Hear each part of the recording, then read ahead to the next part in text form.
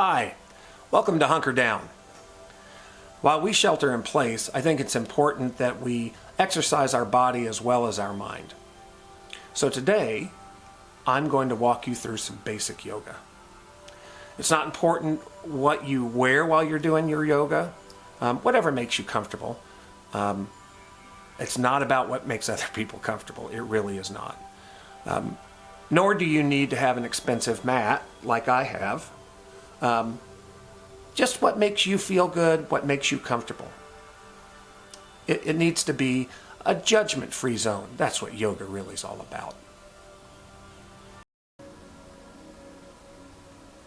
It's important that you focus your mind on your body, not any virus you may have. Also, yoga should be judgment-free. People who practice yoga are some of the most judgmental people I have ever met. Many don't even eat meat or cheese. So whatever International Yoga Association or Federation or Foundation, people practice what you preach and lay off me, man. So I'm going to start with several poses here, and I'm just going to walk you through them.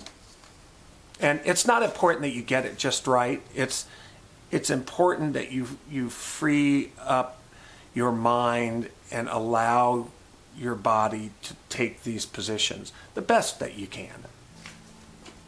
I'm going to start with the mountain pose.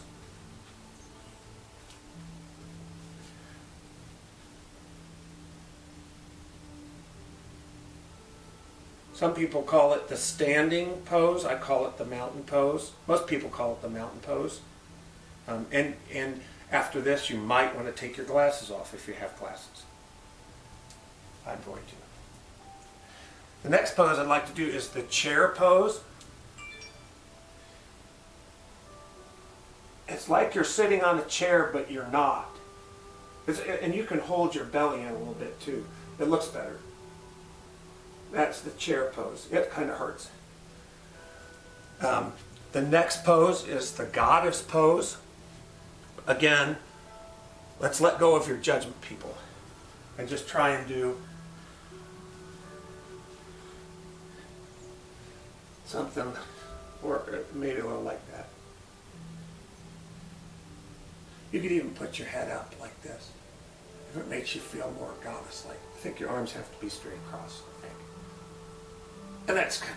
And these are all beginner poses.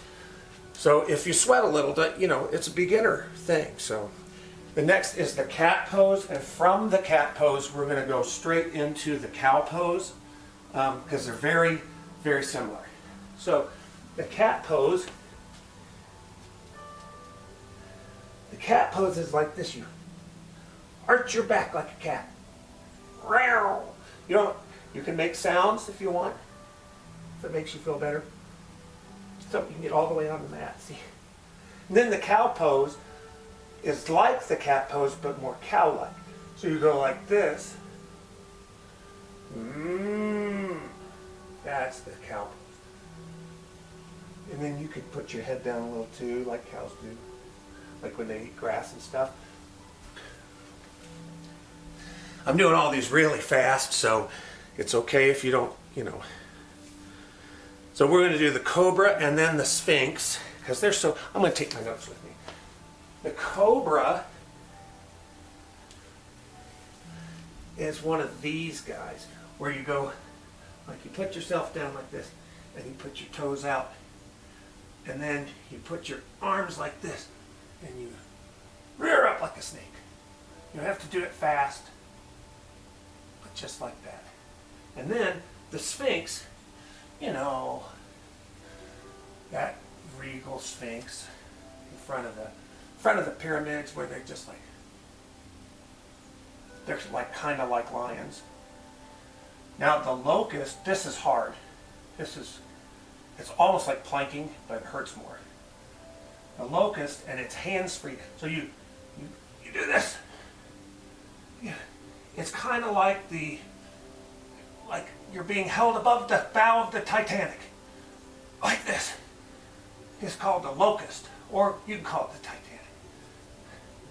Then I have a couple of new poses, 2 of them. The don't touch me pose, which is so appropriate for our time. The don't touch me pose is sort of a windmilling of your arm, like, and you can do either side, like get back. Or like that. You don't even have to put the whole outstretched arm. You can just use your elbow, like get back. That's the don't touch me. And then another good new one. Oh, is the crowd distancing pose. So this is useful in real life, like at the grocery store right now, where